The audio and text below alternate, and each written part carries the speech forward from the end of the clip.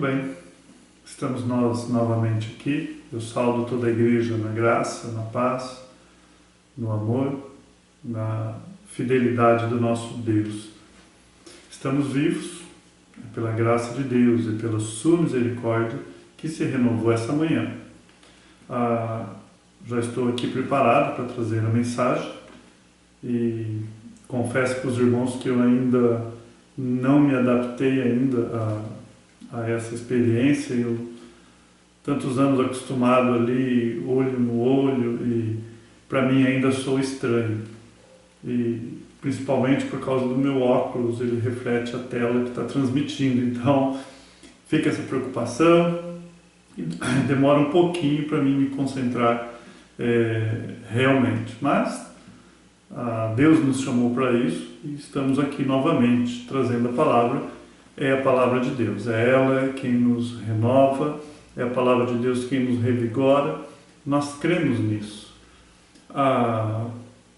Vamos estar orando antes, nem precisa falar da questão de pandemia ou entrar em detalhes. Eu acho que todo vídeo a gente lembra. Apenas dizer que estamos em pandemia para que, se no futuro as pessoas assistirem esse vídeo sem desistir, se Cristo não voltar antes, né, que elas possam lembrar que isso foi transmitido numa época em que as pessoas estavam ficando em casa. Mas, como falei pela manhã, a semana que vem eu pretendo estar fazendo live lá na igreja, né? Tanto pela manhã como à noite, e vou deixar a igreja aberta para quem quiser estar indo lá. Não vamos assim oficializar nenhum tipo de culto na forma como nós fazíamos, né? Haja visto a própria lei ainda não nos permite. Mas eu penso que quem gostaria de estar indo lá, ter aquela comunhão que faz parte do culto, com os devidos cuidados, mantendo a distância e a gente poder ter um tempinho junto, fica à vontade, né? Se não for também, que isso não pese na consciência, porque Deus é sabedor de todas as coisas, nós temos que ter essa liberdade. E sempre a todos aquela definição de que nós devemos sim obedecer às leis dos homens, desde que elas não fiquem contra a lei de Deus. Mas eu tenho essa esperança, espero que os irmãos também tenham, essa esperança de logo terminar isso. Vamos lá?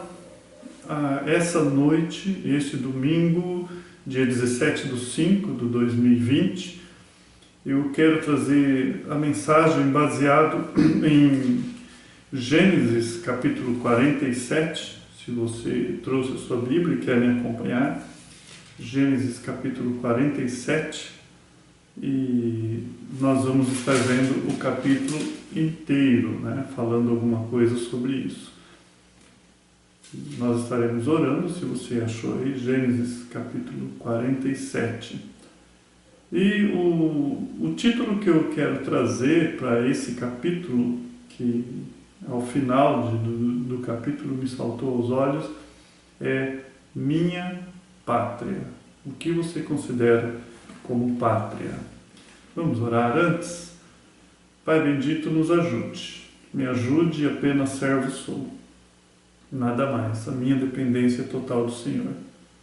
O Senhor sabe as minhas deficiências, o Senhor sabe as minhas limitações, o Senhor sabe que nós somos pó, o Senhor conhece a nossa estrutura. Ó Deus, longe de mim querer falar coisas que o Senhor não disse, falar de mim mesmo ou me exaltar. Me ajude, ó Pai, como aprendemos pela manhã, a controlar toda e qualquer tentação, ó Pai, de muitas vezes queremos nos colocar no lugar do Senhor. Ajuda-me agora, eu dependo totalmente do Seu Santo Espírito, dependemos disso. Abra corações e mente, me ajude, Papai, por graça, nos ajude. Eu te suplico em nome de Seu Filho Jesus. Amém e amém. Vamos fazer sempre eu faço a nível de abertura, né, de pano de fundo, eu gosto de falar um pouco sobre aquilo que nós estamos estudando. Essa questão de José nesse contexto de Gênesis, algo Deus me colocou em mente, estar trazendo para os meus irmãos a forma como nós olhamos para a Escritura, ou para as Escrituras. Toda a forma que nós olhamos alguma coisa vai definir o seu modo de fazer, vai definir as suas ações e reações àquilo que está diante de você. E olhando para a Escritura, nós, olhando pelo ângulo certo, né, algumas coisas, esse contexto nos ajuda. Toda a Escritura é divinamente inspirada e, estudando esse contexto, muitas vezes a forma como nós vamos em busca de aprender a experiência alheia. A igreja em si, não toda a igreja, mas nós temos a tendência de achar que as nossas experiências, ela triunfa sobre tudo. Então, essa noite eu quero falar um pouquinho sobre isso. A experiência, aquilo que você vive, triunfa sobre tudo. Quando você olha algo, você passa por algo, aquilo que você passa, só um momentinho que eu esqueci isso, de desabilitar um barulho aqui. Voltando ao raciocínio. Quando você olha à sua volta, e quando você olha para as Escrituras, nós, por tendência, nós queremos pegar as experiências daquelas pessoas que passaram por isso e fazer delas a nossa experiência, extrair o que é bom, o que é ruim. Isso é natural. O que é anatural é quando nós colocamos a experiência sobre tudo. E isso acaba virando doutrina. Algumas igrejas, elas acabam deixando a palavra de lado e apenas trazendo experiências. Então você fica limitado àquilo. Eu preciso passar uma experiência nova, uma outra experiência, mais outra. E enquanto isso não termina, e se termina e se para a minha vida isso, eu acho que Deus não está falando comigo. Basicamente isso. Agora eu faço uma pergunta quando nós lemos textos como esse e outros, né? Se não houver experiência, eu não posso falar a verdade daquilo que eu sei. Se você não viveu aquilo que José viveu, se você não viveu que aquela pessoa que te contou o testemunho viveu, você não pode falar a verdade daquilo que você sabe, porque nem sempre você vivenciou aquilo que outras pessoas vivenciaram. E você acha que você vai poder falar só a verdade quando você passou por essa experiência. Por que nós achamos que a verdade da palavra, a verdade da Escritura, ela não pode ser tão poderosa ou mais poderosa do que toda e qualquer vivência sua ou minha? Será que nós somos insensíveis? É difícil, né? Quando há uma perda e a gente chega com as Escrituras, quando pessoas estão passando por situações difíceis, né? Nós percebemos que é mais forte quando você chega e diz para a pessoa assim, eu te entendo. Aí aquela pessoa para, mas como que ela me entende? Ou então você diz assim, eu sei o que você está passando, porque eu passei por isso. Escondido por trás disso, você pode estar levando confiança a outra pessoa, não baseada em Deus, mas baseada na sua experiência. E nós fazemos muito disso, né? Olha, eu te entendo, eu já passei por isso. E às vezes, a forma como nós fazemos, você acaba esquecendo do próprio Deus.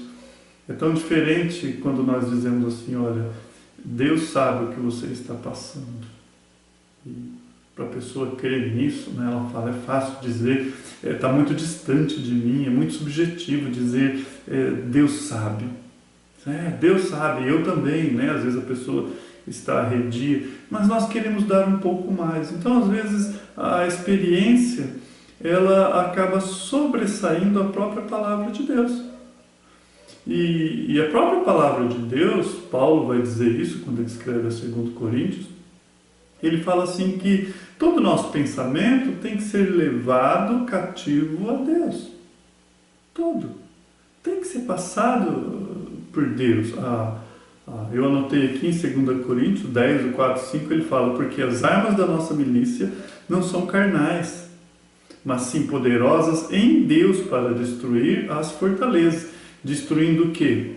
Conselhos e toda altivez que se levanta contra o conhecimento de Deus e levando cativo todo entendimento à obediência de Cristo. Então é Cristo, é Deus. Ou aquela pessoa confia totalmente em Deus, ou ela vai ficar apoiada na sua experiência. E que a dela não necessariamente vai ser igual à sua. E por que eu, a nível de introdução, eu digo isso? Porque nós podemos fazer isso quando nós olhamos para o livro de Gênesis, quando estudamos José. Com ou sem experiência, nós não devemos ser arrogantes. A glória sempre será de Deus. Por mais conhecimento que a pessoa tenha da Escritura, e por mais que ela tenha fé em Deus, essa fé que nós temos em Deus, nos leva a nos humilhar diante de Deus, nos leva à humildade, não à arrogância. E nem ao mesmo de você bater no peito e falar, olha, aprenda com o professor, você não sabe que eu já passei por isso, e às vezes nos gera orgulho. Então, o tema central das Escrituras não é o homem, ou qualquer outra coisa. O tema central da Escritura é Deus, sempre. E a nossa vida deve refletir isso, uma vida que glorifica a Deus e não qualquer outra pessoa. E quando nós lemos a palavra de Deus, de Gênesis, Apocalipse, quando você chega no início da Bíblia, em Gênesis 3, 15, que é bem conhecido, é ali que começa praticamente a história que nós vivemos.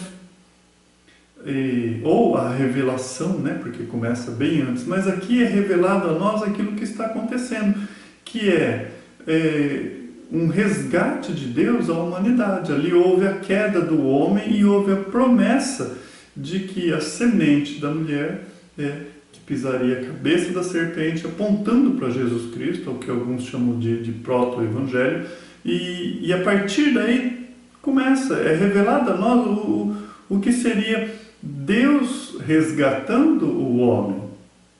E quando você entende isso, entende a natureza desse resgate, por natureza do resgate, eu quero dizer que, de acordo com a sua necessidade, é o socorrista. Se tem alguém morrendo afogado numa praia, quem que você chama? Entende? A polícia? Não. Você vai chamar ali aquela pessoa que presta socorro, que é qualificado para isso. Se é um incêndio, quem você chama? O bombeiro. Se é uma questão de saúde, os médicos, ambulância e afins. Então, para cada necessidade que você tem, há uma natureza desse resgate. Então, qual é o problema do homem? Então, se o homem tem um problema, e o problema dele é o pecado que o afasta de Deus, aqui nós temos um problema. Então, qual é a natureza do resgate? É esse. Eu tenho um problema e eu preciso de alguém que me resgate desse problema. Eu entendo que vai ser a pessoa de Jesus Cristo que vai vir, vai nascer, viver e morrer por nós, vai ser sepultado e novamente ele vai reviver, né, a ressurreição, e ele vem para nos buscar e nós estaremos com Ele eternamente. Então é um resgate que começa aqui e termina lá no céu. É Deus resgatando o homem dessa sua natureza.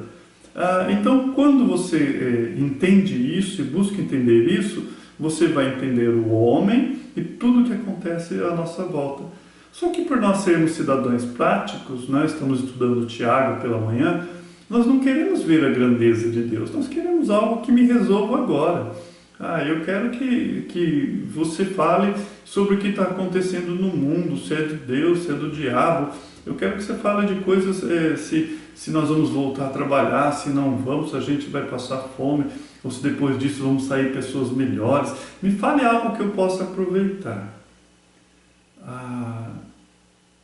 Aquilo que nos faz ter retornos emocionais, né? Às vezes você não expressa nenhuma emoção por algo, aquilo não te diz nada.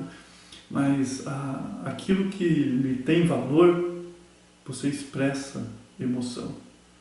Há um jogo de futebol, você sabe o que eu estou dizendo. Há um propósito de uma compra que você ama, você sabe o que eu estou dizendo. Há o resultado de um trabalho que você faz, e você sabe o que eu estou dizendo, que nós expressamos aquilo que nós... emoções baseadas no quanto nós gostamos ou amamos de alguma coisa.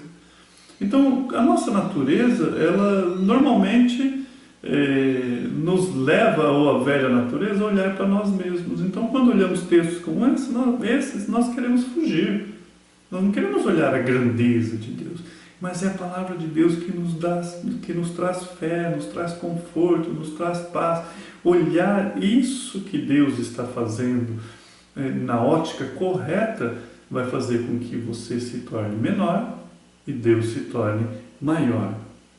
E Jesus falou isso em Lucas 24, a partir do verso 13, no caminho de Emaús, ele fala isso aos discípulos, né?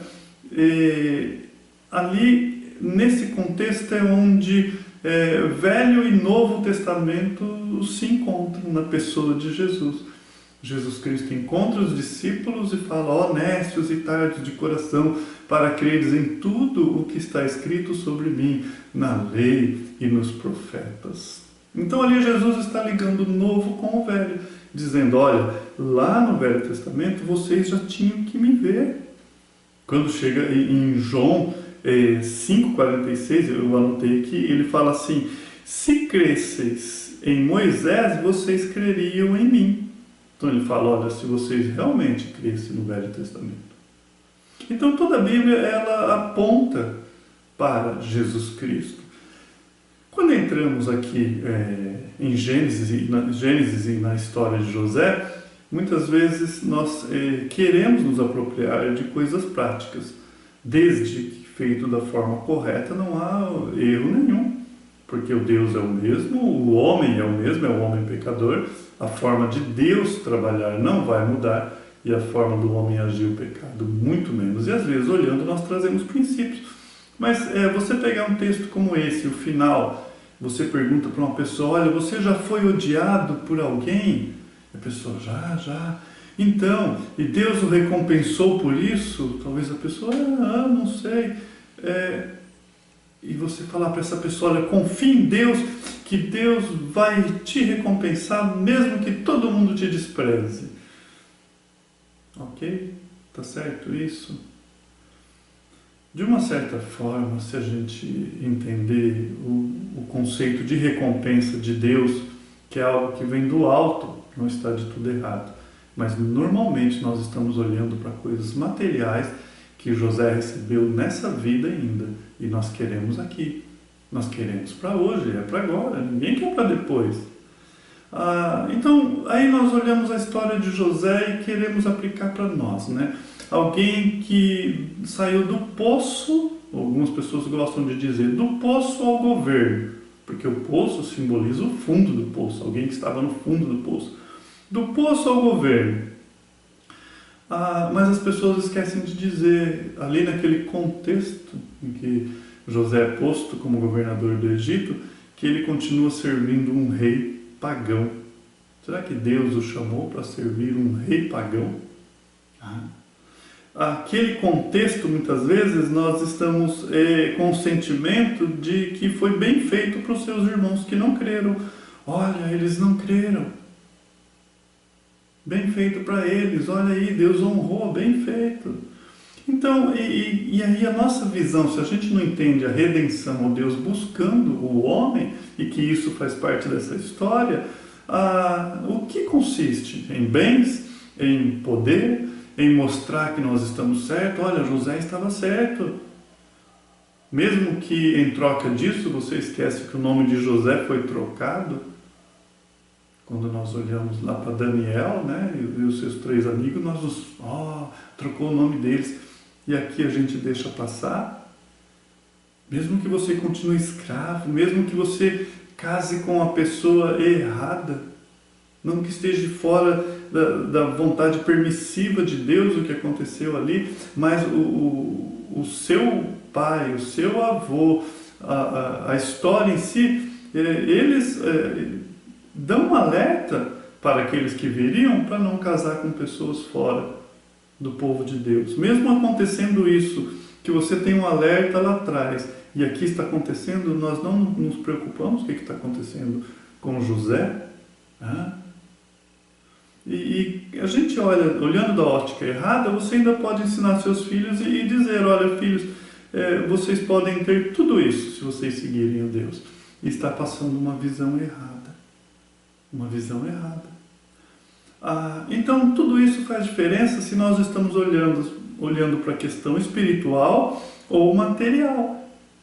José não se sentia em casa, ele não estava bem. Ele deu nome hebraico aos seus filhos. Ele teve 2 filhos com aquela egípcia e ele deu nome hebraico. Por quê? Eu sou hebreu, eu pertenço ao povo de Deus. Nós estamos no mundo, como falamos hoje pela manhã, mas não pertencemos ao mundo, eu não me canso de falar isso. O primeiro nome que ele deu foi Manassés. Ele não está falando que ele esqueceu de tudo, ele está falando, olha, eu não me defino pelas dificuldades que eu passei, eu me defino olhando para as promessas de Deus, é isso que nós vemos. Então, se você está olhando para as suas dificuldades, o que você diria para Deus? Qual seria o nome do seu filho? Efraim, ele disse ali, olha, o Egito é a terra da minha aflição. Você não vê ele dando o nome do filho dele de Efraim, dizendo, olha, aqui foi a terra da minha recompensa, o Egito foi a recompensa que Deus me deu. E às vezes nós tratamos isso. Passe por tudo aquilo que José passou e no fim você recebe o Egito. Não foi para isso que Deus constituiu José e a sua família, não. Trazendo para nós hoje, Paulo, quando lá em Romanos 8:18, ele fala assim, porque para mim tenho por certo que os sofrimentos ou aflições, lembra José dizendo, olha, Efraim, o Egito é a terra da minha aflição. Paulo, agora aqui em Romanos 8:18, ele fala, eu tenho certeza que o sofrimento, as aflições do tempo presente não pode ser comparado à glória revelada a nós. O Egito não é o fim. Riquezas, poder não é o fim. O tempo presente, essas aflições que Paulo fala que nós podemos passar, que José passou, já acabou para ele, não define quando nós comparamos com aquilo que está por vir. Então nossos olhos o olhar responsável por aquilo que Deus nos chamou a fazer hoje, não irresponsável como alguns lá que Paulo condena em Tessalonicenses, olha, Jesus vai voltar, então nós vamos beber, comer, morrer, acabou. Não, é atitude responsável para com aquilo que nós sabemos, entender o que Deus quer de nós nesse processo redentor que nós fazemos parte e olhar sempre para as promessas de Deus, que Ele vai voltar, que Ele vai resgatar o seu povo. José, ele não se exibe aos seus irmãos, embora nós vemos que ele tem uma teologia muito mais correta, né? E a forma dele enxergar a Deus, nós vimos contextos passados da teologia de José, nem quanto à fé e nem quanto aos bens, como algumas pessoas gostam de subir ali em algum lugar mais alto, numa plataforma, e dizer que sabe mais que as pessoas. Olha, tá vendo? Deus falou comigo. Foi comigo que Ele revelou sonhos, e não com vocês, tá vendo? Que Deus disse que um dia vocês iam se prostrar. Se humilhem aí, seus faltosos de fé. Ele não fez isso. Ou então, ele humilhar os seus irmãos. Olha aí agora, me joga no poço. Venham vocês, covardes. O que vocês fizeram comigo, ele não fez isso.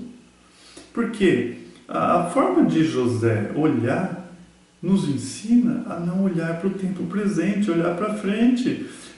E agora, ele sentia e ele sabia que ele estava longe da sua pátria.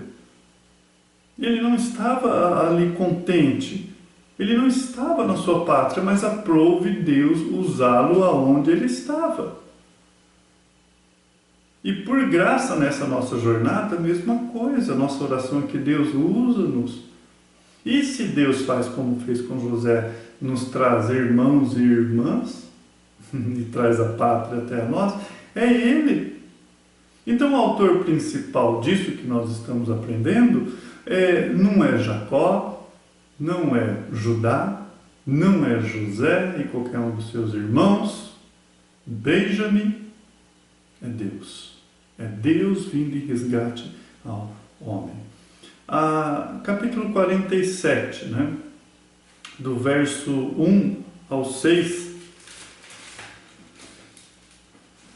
Partiu, pois, Israel com tudo o que possuía, e veio a Berseba, e ofereceu sacrifícios a Deus, Isaque, seu pai. Me pergunto, estou no 46. Eu anotei e coloquei aqui e acabei voltando uma página, 47. Agora sim, deu sentido, né? Eu falei, nossa, eu estou longe. Então veio José e disse a Faraó: meu pai e meus irmãos, com os seus rebanhos e o seu gado, com tudo que tem, chegaram da terra de Canaã, e eis que estão na terra de Gósen. E tomou 5 dos seus irmãos e o apresentou a Faraó. Então perguntou Faraó aos irmãos de José: qual é o vosso trabalho? Lembra que no final do 46, esse que eu estava lendo antes aqui, José fala para os seus irmãos: olha, se perguntarem a vocês não enrola não, já fala, somos pastores, né? Nós lidamos com rebanho e gado. E aqui está acontecendo isso, né? Verso 4: disseram mais a Faraó: viemos para habitar nessa terra, porque não há pasto para o rebanho de teus servos, pois a fome é severa na terra de Canaã. Agora, pois, te rogamos que permita que habitemos os teus servos na terra de Gósen. Então disse Faraó a José: teu pai e teus irmãos vieram a ti. A terra do Egito está perante ti. No melhor da terra fazeis habitar teu irmão, teu pai e teus irmãos. Habitem na terra de Gósen. Se sabes haver entre eles homens capazes, põe-nos por chefe do gado que me pertence, ao gado de Faraó. Nós lemos o capítulo 47, do 1 ao 6. Eu separei praticamente em 3 partes esse capítulo. A primeira parte que nós lemos é algo que ecoa por toda a Escritura. Você já percebeu que tudo que vai acontecendo na vida real dessas pessoas, porque são fatos reais, como Lucas, quando começa a narrar a carta de Lucas, ele deixa bem claro: olha, são fatos reais, não são fábulas. E aqui também são fatos reais. E você percebe que algumas coisas, por exemplo, os irmãos rejeitam José, mas aquele que era rejeitado foi escolhido para salvar eles. Vê ali, alguns chamam de tipo de Cristo, mas eu consigo ver um eco, um paralelo e sinais da forma como Deus mostra de que Ele sempre está fazendo, e Ele veio e Ele fez através do Seu Filho. Nós vemos esses quadros, né? E aqui agora nós vemos Israel e o povo de Israel como pastores de ovelha. Termina o capítulo 46, e há um eco nas Escrituras. Por exemplo, lá em Êxodo, capítulo 3, começa como? Moisés trabalhando como o quê? Pastor de ovelha. Ele apacentava o rebanho de Jetro ali. E Moisés, durante 40 anos, ele foi e viveu no Egito. Isso vai acontecer lá na frente. Mas Deus tira ele lá do conforto, da comodidade dele ser servido tudo, e põe ele no deserto para ensinar. A faculdade de Moisés foi no deserto fazendo o quê? Apacentando ovelha. Para quê? Para que ele pudesse apacentar o rebanho de Deus. Nós vemos esse método de Deus trabalhar nas Escrituras. Quem mais? Davi. Davi, antes de ser rei sobre Israel, o que ele era? Pastor de ovelha. Os profetas referem-se muitas vezes aos seus líderes como pastores. Deus fala aos profetas que ele seria o pastor das suas ovelhas que são abandonadas. O que mais? O nascimento de Jesus Cristo, lá em Lucas 2, a quem que os anjos aparecem para contar a novidade? Aos pastores. O Salmo 23 dá ênfase ao quê? Você respondeu aí, ao pastor. E, enfim, quando chegamos lá em João, capítulo 10, bem conhecido, né? O que nós vemos lá? Que Jesus, ele é o bom pastor, que faz o quê? Que dá vida pelas ovelhas. E ele é o pastor, e ele é o Cordeiro de Deus, que tira o pecado do mundo. Então, você vai vendo que Deus, ele separa um povo, esse povo, ele está trabalhando com esse povo, e ele vai dando sinais daquilo que ele está fazendo, que ele viria fazer conosco. Então, quando você olha pela ótica redentiva, a ótica de um Deus que vem a resgatar o seu povo, a você e a mim, algumas coisas fazem sentido. E toda a Escritura aponta para Cristo, nós sabemos disso. Do verso 7 ao 12, agora, nós vemos aqui duas nações representadas, né? E trouxe José a Jacó, ainda estou aqui me adaptando à visão, né? E trouxe José a Jacó, seu pai, o verso 7. E pôs diante de Faraó, e Jacó abençoou Faraó. E Faraó disse a Jacó: quantos são os dias de anos da sua vida? E Jacó disse a Faraó: os dias dos anos da minha peregrinação são 130 anos. Poucos e maus foram os dias dos anos da minha vida, e não chegam os dias dos anos da vida de meus pais, nos dias das suas peregrinações. O verso 10. E tendo Jacó abençoado a Faraó, saiu da sua presença. E José fez habitar a seu pai e seus irmãos, e deu-lhe possessão na terra do Egito, no melhor da terra, na terra de Ramsés, como Faraó ordenara. E José sustentou de pão a seu pai e a seus irmãos, e toda a casa de seu pai e das suas famílias, né? E José sustentou de pão a seu pai, a seus irmãos e a toda a casa de seu pai, segundo o número dos seus filhos, dependendo da versão que você está lendo. Esse contexto, quando nós paramos para observar, eu dei o título desse contexto de duas nações representadas aqui. Você parou para perceber? Jacó representando a nação que está nascendo, a nação de Israel. Aquele povo que seria altamente numeroso. E aqui, do outro lado, quem? O governo atual do Egito, Faraó. As aparências enganam. Você poderia olhar ali e falar assim, pobre Jacó, não é? Olha para Faraó com as suas roupas, olha para Jacó na sua simplicidade, olha a grandeza de Faraó, os seus servos, talvez o luxo por trás de tudo isso, a demonstração de poder, e olha ali um simples pastor de ovelha. Nossos olhos enganam, por isso que Deus olha o coração, não o que está diante dos olhos, porque o nosso olhar é falho. nesse instante dessas duas nações, desses dois poderes representados ali, podemos dizer, o que Faraó pode te dar? E o que ele deu para você ou para nós, para a humanidade? Ele deu as pirâmides, as múmias, conhecimento científico, alguma coisa assim. É isso que ele vai dar. E Jacó, aquele que talvez você desprezava, a comunidade de Israel, o povo de Deus, a semente prometida que fez chegar a você. Percebe a diferença?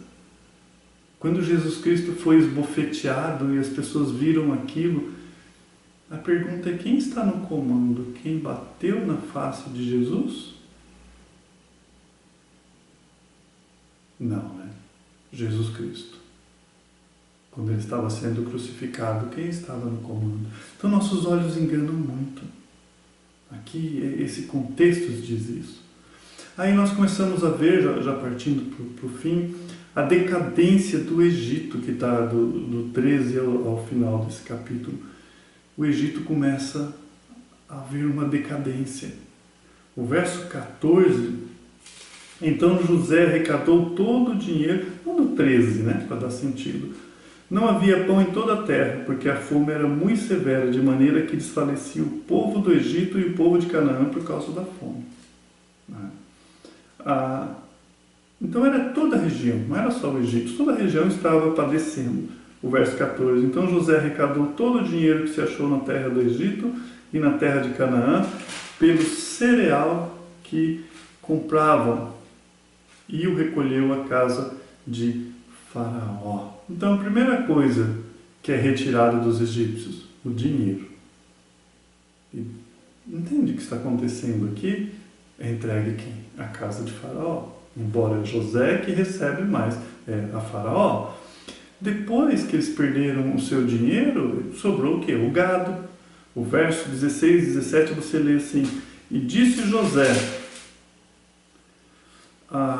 dai o vosso gado, e eu vou-lo darei para o vosso gado se falta dinheiro. Não tem dinheiro? O 17. Então trouxeram o seu gado a José, e José deu-lhes pão em troca de cavalos, de ovelhas, de vacas, dos jumentos, e sustentou de pão aquele ano por todo o seu gado. Então, primeiro, o dinheiro.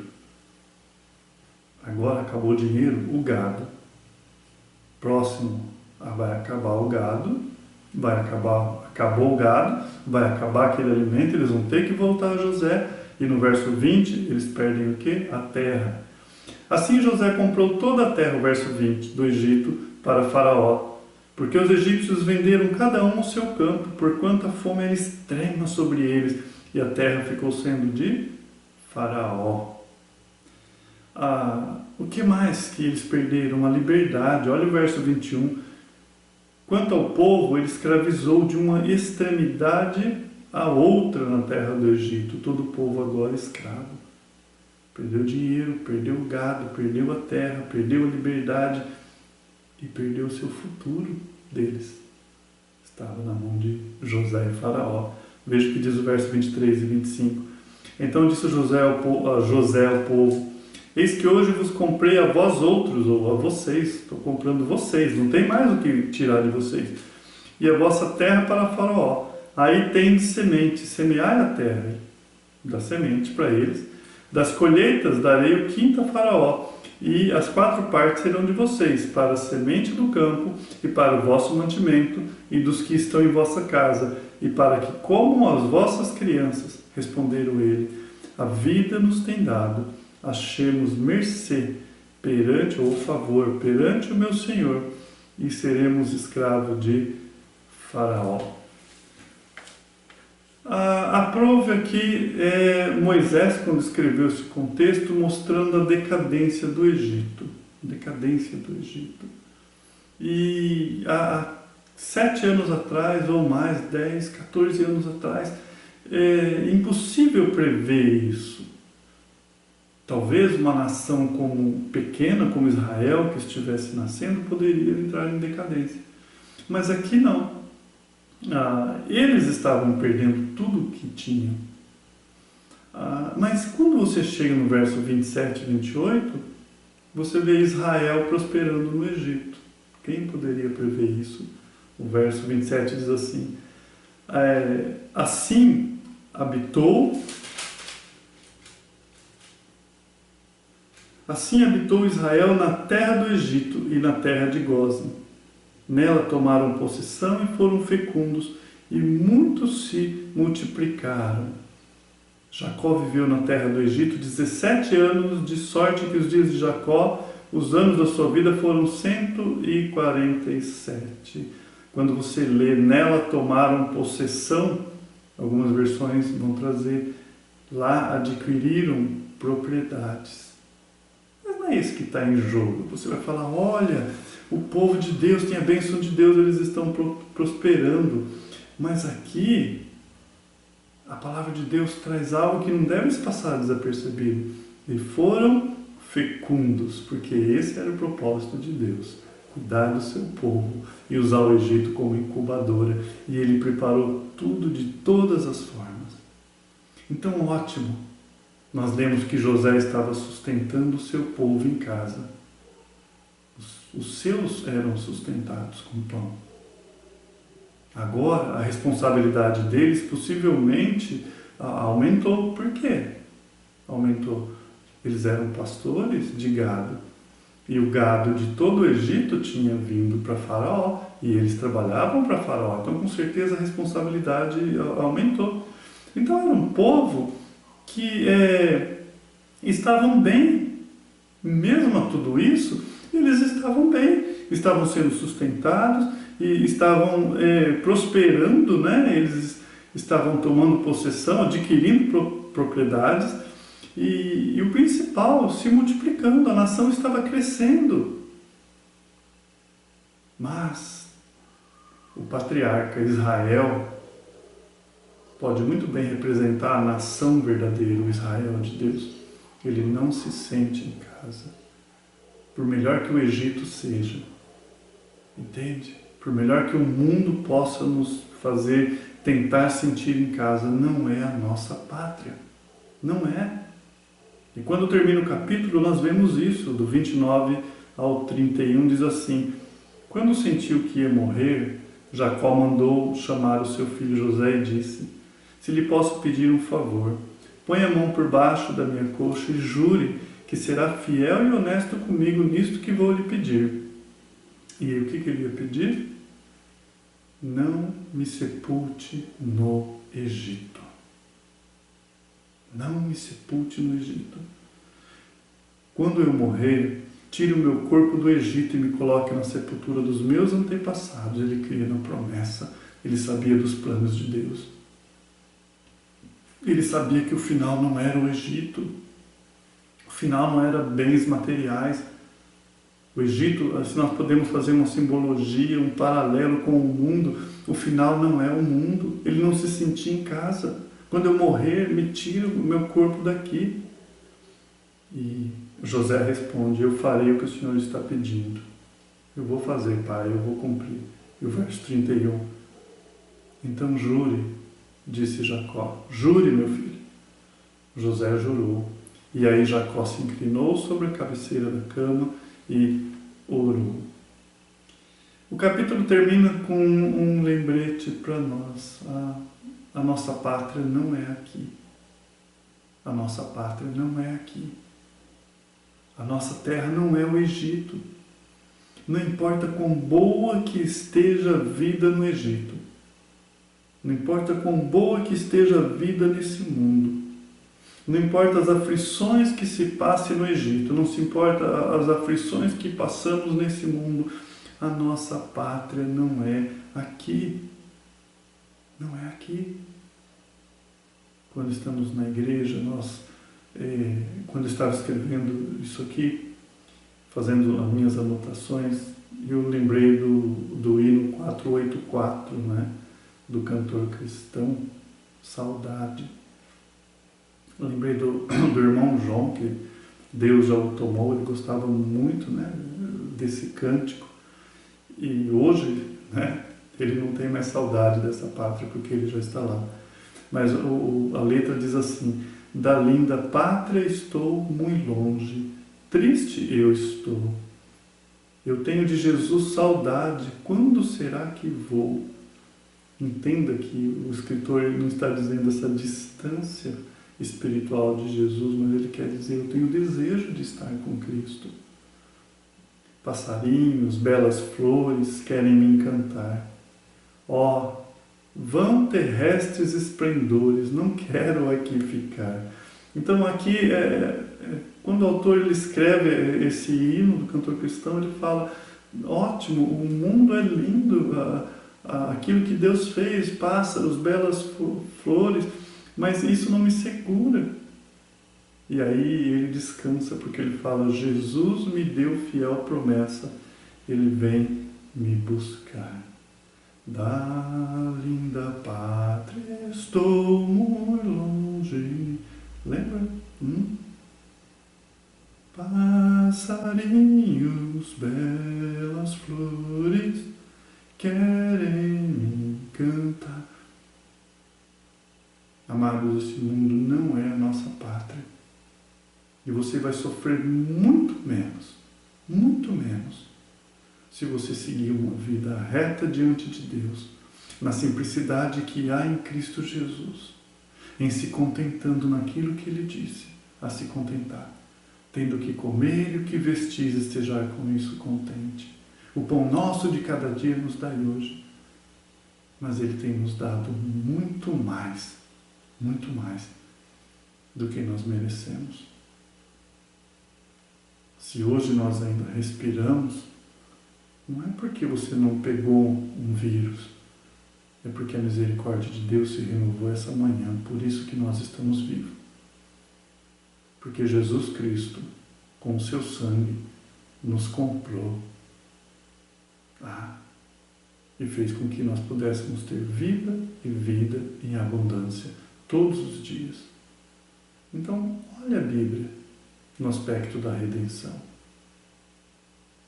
Olha a sua volta e olha a sua vida no aspecto da redenção, daquilo que Deus tem feito. Nele não mudou, amados. Deus não mudou. Vamos manter essa fé, vamos confiar.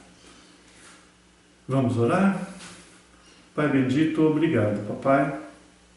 Ó Deus, obrigado por essa porção, mas esse domingo, ó Deus, que nós realmente não podemos nos sentir em casa. Como disse uma vez seu servo C.S. Lewis, ó Deus, esse incômodo nosso é porque nós não estamos na nossa casa, e que assim seja. Ó Deus, como aquele missionário que chegou na sua pátria e não havia ninguém para recebê-lo, e ele se entristeceu, mas logo ele lembrou que ele não tinha chego à sua pátria, e que quando ele chegaria à sua pátria, haveria sim alguém para recebê-lo, que é o Senhor, de braços abertos. De braços abertos, ó Deus. Ó Deus, haverá um dia em que o lar em que nós habitaremos não haverá pessoas más, pessoas que podem nos jogar no poço ou na prisão. Ó Deus, não haverá pessoas se corrompendo por causa do dinheiro, ou usando o dinheiro para corromper outros. Tudo isso vai acabar.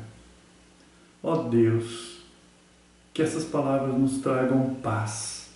Abra os olhos dos seus servos e servas, ó Deus, para que eles possam olhar a sua grandeza e que seu plano, Deus, é magnífico e que nós fazemos parte desse plano. Quem dera, oxalá o Senhor volte ainda essa noite, ó Pai. E aí nós compreenderemos na sua totalidade, como disse o seu servo Paulo. Aí nós não veremos, ó Deus, mais por figuras ou espelhos. Aí nós o conheceremos como o Senhor nos conhece. Ó Deus, abençoe cada vida que ouviu essa mensagem. Se revele a essas pessoas, ó Deus. Quebre barreiras que atrapalham a comunhão contigo.